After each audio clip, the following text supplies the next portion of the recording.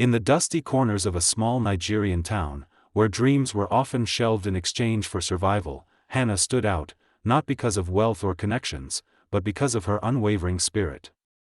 With hands hardened by work and a mind sharpened by ambition, she was a star in her local school. Her teachers often whispered that she was meant for more, even as her worn-out shoes and patched uniform told another story. After finishing secondary school, while others waited on miracles, Hannah picked up a comb and a pair of scissors. With a borrowed chair under a mango tree, she transformed into one of the most talented hair stylists in the area. Clients came in droves, not just for her skill, but for the kindness in her smile and the stories she told while braiding. She lived simply with her parents and younger siblings in a small house that smelled of love and boiled corn. Her mother sold vegetables in the market, and her father, stern and skeptical, worked as a welder. Life was tough, but Hannah made sure they never went to bed without hope. One humid afternoon, as the sun burned like fire above, Hannah bent over the hair of a particular customer, an elegant woman named Madame Vick. The woman was known for her wealth, class, and taste. Hannah had styled her hair before, but today was different. Today, she braided with the grace of an artist, unaware that her life was about to change. As Hannah tied the final knot, Madame Vick turned to face her. "You're very gifted," she said, brushing her newly styled hair. "Tell me, have you ever thought about working abroad?" Hannah blinked, confused. "Abroad, Ma? I want to sponsor you," Madame Vick said with a soft smile. "Get you a job in a top salon in the US. You'll earn real money, far more than you ever will here." For a moment, time stood still. Hannah's heart thudded, her mouth dried up. "Ma, are you serious?" "I don't joke about opportunity," Madame Vick replied. Tears welled in Hannah's eyes. "Thank you, Ma. God bless you. I'd love that. I really would." That evening, Hannah ran home, barely able to contain her excitement. Her mother wept with joy, praising God repeatedly, but her father leaned back, arms crossed. "Are you sure she's not a scammer, or worse, a ritualist?" "No, Daddy. I've known her for years. She's honest. She's helped me get many customers." Still, he grunted, unconvinced. But something had already ignited in Hannah's soul. She had seen the path ahead. It was paved with fear, maybe, but also with golden light, and she was ready to walk it, even if it meant leaving everything she knew behind. The days after Madame Vick's promise moved like a whirlwind: paperwork, photos, signatures. Hannah didn't even have a passport. But Madame Vick took care of everything. In just a few months, she was ready to fly across oceans. The town buzzed with gossip. Some called her lucky, others muttered dark predictions about rich women and their secrets. Hannah didn't care. She held tight to faith and ambition. Before she left, Madame Vick insisted on meeting Hannah's family. "I want them to know who is taking their daughter across the world," she said. At the small family compound, Hannah's mother served Madame Vick chilled malt and jollof rice, trembling slightly. Her father sat, arms crossed as usual. "I saw how hardworking your daughter was," Madame Vick began calmly. "And I want to help her succeed. She'll live well. I've arranged a job for her with a trusted friend who owns a salon in the US. She'll be safe. She'll thrive." Hannah's father studied her for a long moment, then gave a slight nod. It wasn't approval, but it wasn't resistance either. The day of Hannah's departure arrived with the weight of 1,000 emotions. Her mother clung to her like a child, weeping. Her siblings cried, too young to understand the full meaning of goodbye. Her father stood back, his hands in his pockets, silent. But as Hannah turned to board the bus to the airport, he called out, just once, "Don't forget who you are." The journey was long and cold, with more fear than comfort. The airplane hummed like a distant storm, and Hannah couldn't sleep. What if she failed? What if her father was right? But when she landed, the skyline of the United States greeted her like a dream written in silver. Madame Vic's friend, a stern but kind woman named Miss Lana, welcomed her at the airport. "You'll be working in my salon starting tomorrow," Miss Lana said. "We take our work seriously here. Can you handle that?" "Yes, Ma," Hannah said, her voice steady, though her heart raced. The salon was a world of lights, mirrors, and clients with impossible hair goals. Hannah worked like her life depended on it, because it did. She learned fast, smiled often, and stayed humble. Miss Lana was impressed. Every month, Hannah sent money home. She made sure her brothers stayed in school. She paid for her mother's market stall to be rebuilt after a fire. Her father said little on the phone, but he always answered. Even when Hannah didn't have enough left for herself, she gave. Her room was small, her meals simple, but her heart was full.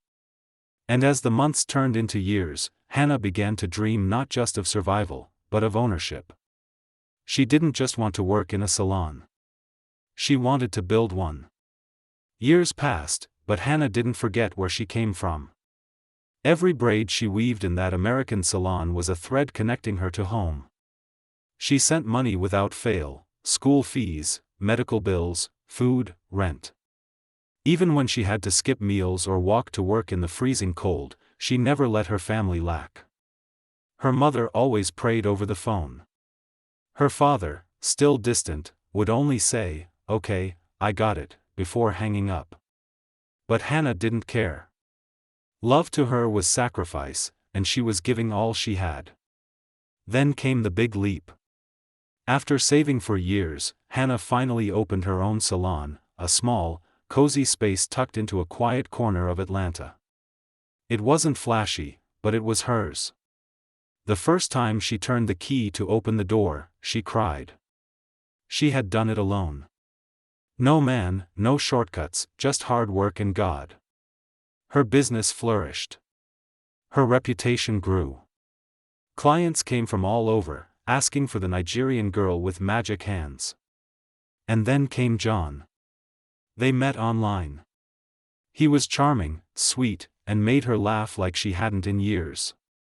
He was based in Nigeria, a self-proclaimed businessman. He spoke of love and building a future together. Hannah, who had given so much to others, finally wanted something for herself: love, companionship, home. She began sending him money. At first, small amounts, then bigger ones. He told her he was buying land for them, then a house. "So when you come home," he said, "we'll have our place, our future." Hannah believed him. She even sent more to furnish it.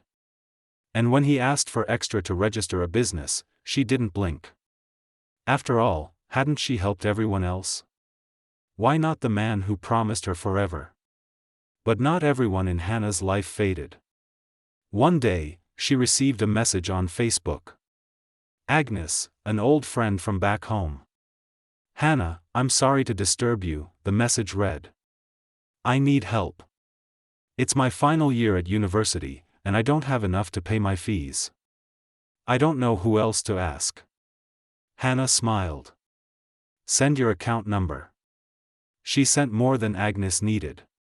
She even told her to keep the change. "You've always been kind," Agnes replied. "I'll never forget this." Little did Hannah know that simple act would be remembered more deeply than anything else she had done. Back in Nigeria, her family continued receiving her monthly support, their lives getting more comfortable. Her father now ran a small but thriving business funded by Hannah's constant remittances. But in all of this, Hannah had no idea what awaited her when she finally decided it was time. Time to come home. Time to meet the man who claimed her heart. Time to test the love she thought she could trust. And so, she booked her ticket without telling anyone, especially not John.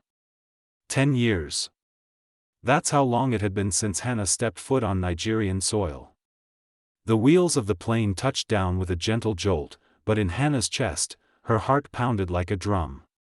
She hadn't told a soul, no family, no friends, and certainly not John. This trip wasn't just for reunion. It was for truth. She needed to see with her own eyes who had been real and who had just been riding her wave of success. First stop, John. She took a cab straight from the airport to the address he had given her months ago. The house he claimed was theirs. A sleek white gate stood before her. Her heart fluttered with hope and fear. She wanted to believe he'd come running out, arms wide, joyful tears in his eyes. She knocked once, no answer. She pushed open the gate and stepped in. John emerged from the front door, shirtless, wide-eyed. "Hannah, what are you doing here?" "I wanted to surprise you," she said quietly, trying to read his expression. "Aren't you happy to see me?" "Of course. I wasn't expecting." "Wait here. Let me get a hotel for you so you can rest." Hannah's heart skipped. "Hotel? Why would I stay in a hotel, John? Isn't this our house?" Before John could speak, the front door creaked open again. A young woman stepped out, pregnant, barefoot, her hand resting gently on her belly. "Who is she, John?" she asked, her eyes narrowing at Hannah. Hannah's world cracked. She turned to John. "Who is she, John?" John was frozen, sweat glistening on his forehead. I can explain. You told me you were single. You took my money. You said this was our house." Hannah's voice broke as tears filled her eyes. The woman stepped back, whispering something under her breath. Hannah didn't wait. She turned and walked away, her chest burning, her hands shaking. She caught a cab and checked into the nearest hotel, slamming the door behind her. She collapsed onto the bed. 10 years of loyalty, 10 years of building a life, and this is what she returned to. Her thoughts spiraled. If John could betray her this easily, what about the others? Her family, her so-called friends? She stared at the cracked ceiling, and a strange calm washed over her. She would test them, too. She would bury the truth, pretend to be broke, pretend she'd been deported. Let them see her with nothing, no cars, no dollars, no power. Then she would finally see who loved Hannah the person, not Hannah the provider. With her heart still shattered, she reached for her phone and dialed home. "Daddy, I'm back in Nigeria.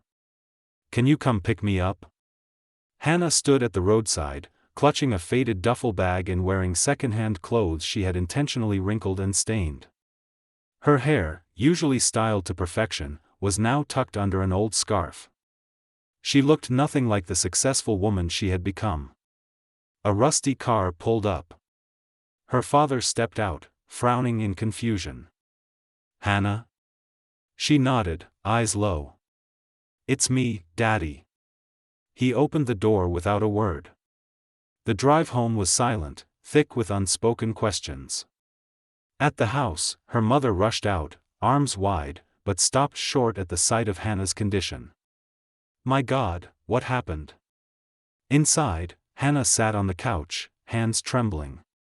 "I was deported," she lied. "They accused me of a crime I didn't commit. Everything I worked for. It's gone." Her mother began to cry. Her father paced the room, jaw clenched. "You mean you didn't bring anything back?" he asked. Hannah shook her head. "Nothing." Silence. Later that evening, her younger brother came home. He stared at her like she was a ghost.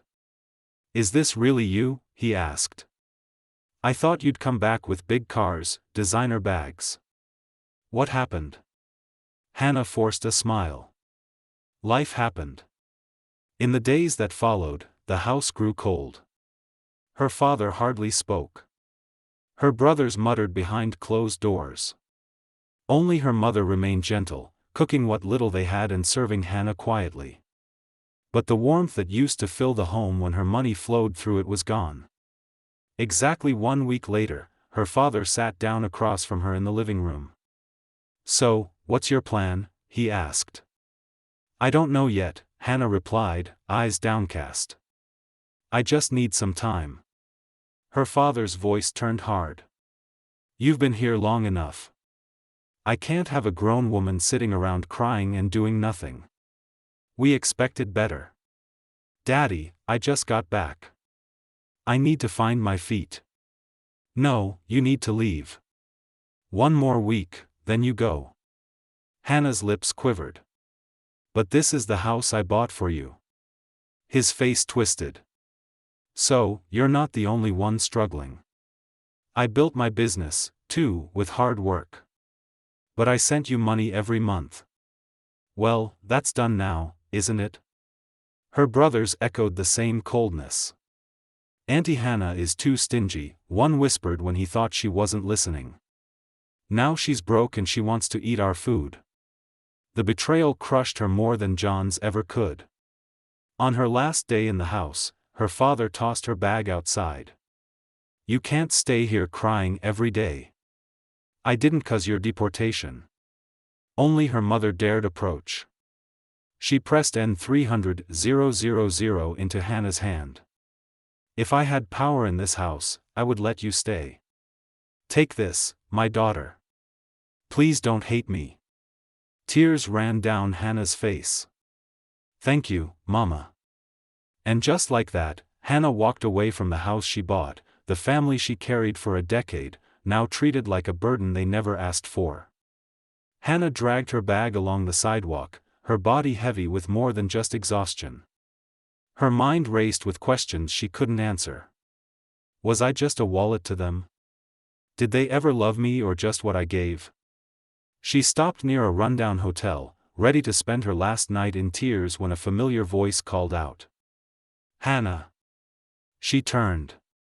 It was Agnes, the girl she once helped with university fees, the same girl who had cried with gratitude in a Facebook message years ago, now standing on the street with a plastic bag of groceries in hand. Agnes rushed over and hugged her tightly. "My God, Hannah, is it really you?" Hannah broke. Right there on the street, she cried into her old friend's shoulder. Years of silence, sacrifice, and betrayal poured out in wordless sobs. Agnes didn't flinch. "Come," she said gently. "Come home with me." They walked through dusty streets until they reached a modest old house, chipped paint, creaky wood, but warm. The scent of fried plantain filled the air. Agnes introduced her to her parents, who were dressed in faded clothes but wore the kindest smiles Hannah had seen since landing. "This is Hannah," Agnes said. "The woman who paid my final year school fees when no one else would. She's the reason I graduated." Agnes's mother gasped and hugged her. "We've prayed for you, even though we never met you. You saved our daughter's future." That night, they all sat on the floor to eat a small meal of yam and stew.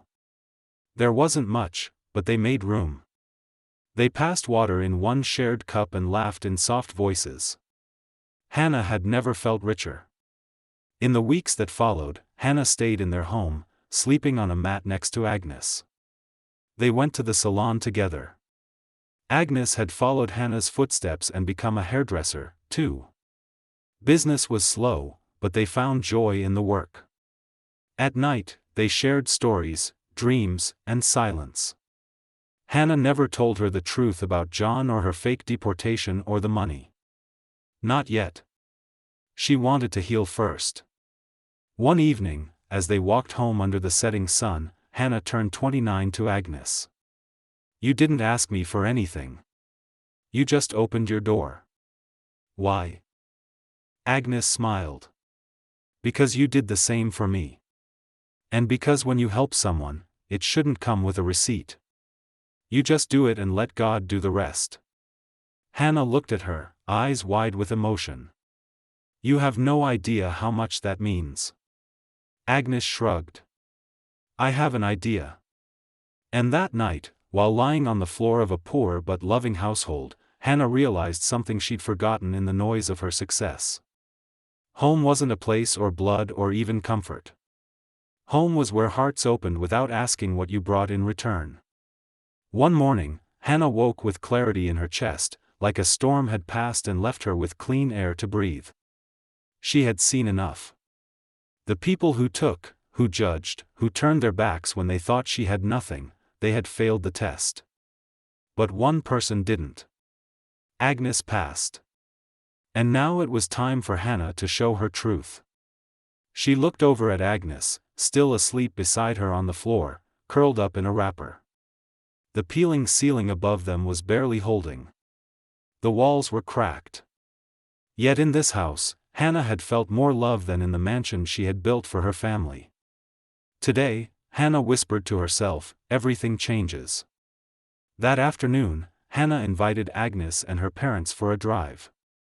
She hired a clean car and wore the same ragged clothes she'd been using for weeks. They didn't ask questions. They just came. "Where are we going?" Agnes asked, curious but smiling. "You'll see," Hannah replied. She took them to the very house John had claimed to build with her money. The white gate still stood tall. The memory of that pregnant woman, the betrayal, the ache, it all flashed before her eyes, but she didn't flinch. Agnes gasped. "This place is beautiful. Why are we here?" Hannah smiled faintly and handed her friend a folded piece of paper. "What's this?" Agnes asked, unfolding it. "The deed of ownership." Agnes's eyes widened. "This house, it's yours now," Hannah said softly. "What? No, I don't understand. I won a court case. The man I once trusted took my money and lied, but I took it back. This house, the one I thought was built with love, now belongs to me, and I'm giving it to you." Agnes's parents looked at each other in stunned silence. Her mother's hands trembled. Her father sat on the steps, speechless. "But why?" Agnes whispered, tears already forming. "Because you loved me with nothing," Hannah replied. "And I wanted to see who would stand by me if I had nothing left. My family failed. John failed. You passed. You gave me shelter, food, kindness. When I didn't even ask," Agnes broke down, hugging her. "I didn't do it to get anything back. I swear." "I know," Hannah said. "That's why you're the only one who deserves everything." Agnes's parents knelt and began praying aloud, their voices cracking with gratitude. "May God lift you, Hannah. May your name never fall. May your cup overflow." Hannah cried with them. Then she took Agnes's hand. "I didn't come back broke. I came back to build a bigger life, and I want you to be part of it. Come with me to the U.S. We'll build together for real." Agnes stared, stunned. "You mean it?" "I've never meant anything more." And as the sun dipped behind the white walls of a house that once represented betrayal, it now stood for redemption, friendship, and a future that no one could ever take from them again. Weeks passed, and Hannah quietly moved with purpose. She had money. She had legal power. She had clarity. But what she didn't have, what she still needed, was closure. So one morning, she got into a car and drove to the house she had bought for her parents. The same house her father had thrown her out of. This time, she wore her finest. No disguises, no tricks. She had nothing left to hide. Her father's once booming business had collapsed. He had taken a large loan and sent it to a fake company promising double returns. The scammers disappeared, and now so had his pride. The bank had come knocking. They wanted the house. Inside, Hannah's mother was crying. The stress had aged her. Her brothers sat silently, bitter and broken. And her father, he was sick, slumped in a chair like a man who'd lost everything. When Hannah walked in, silence fell like a thunderclap. Her mother rushed forward. "Hannah, you came. Thank God.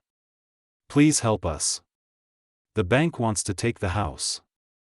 Her father coughed, avoiding her eyes. They said we have 1 week to pay, or we lose everything. Hannah looked around slowly, the house she had funded, the family she had lifted, the people who let her sleep on the streets of her own generosity. She sat down. "Let me tell you something," she said, voice calm but sharp as glass. "I was never deported. I lied. I wanted to see who truly loved me. Who would treat me the same when I had nothing." Her mother gasped. "You lied?" "Yes," Hannah said, eyes fixed on her father. "And I saw everything I needed. The minute I stopped giving, you threw me out like garbage. After all I did. After all I gave." Her father tried to speak, but nothing came out. "I built this house," she continued, standing now, voice rising. "I paid for your comfort. I put your sons through school. I gave you my blood. And the one time I asked for shelter, you gave me the street." Tears streamed down her mother's face. "We were scared. We didn't know how to help you." "No," Hannah replied. "You didn't want to help me. You wanted what I could give. That's not love. That's convenience." Silence. Then Hannah reached into her bag and dropped an envelope on the table. "Here. Enough to pay off the bank loan and an extra amount for you, Mama. But after this, don't call me unless you remember who I am, not what I give." Her mother fell to her knees, clutching Hannah's leg. "I'm sorry. We failed you." Her brothers stared, ashamed. Her father finally looked up, eyes red. "You were always the strongest. We were just too blind to see it." Hannah turned to leave. "I have people who treat me like family, even without blood. And now I'm going to build with them." She walked out, head high. And this time, no one dared stop her. The airport buzzed with people hustling, moving, boarding, arriving. But Hannah stood still, calm in the middle of the chaos, with a single suitcase and Agnes by her side. Agnes clutched her passport like it was made of gold. Her eyes were wide, her hands slightly trembling. "I still can't believe this is happening." Hannah smiled. "Believe it. You earned it." A few weeks earlier, Hannah had quietly secured Agnes's travel documents and sponsorship, the same way her life changed under the wings of Madame Vic. Now she was doing the same for someone else. "I never even dreamed of going to the US, Agnes whispered. "You didn't need to dream. You had the heart, and that's more than most," Hannah said. Behind them, Nigeria faded like a photograph in the rearview mirror, familiar, beautiful, but also tainted with lessons. John had been arrested. Hannah's court case had gone viral on social media. Messages poured in from women thanking her for exposing fraud and betrayal. But Hannah didn't care for the attention.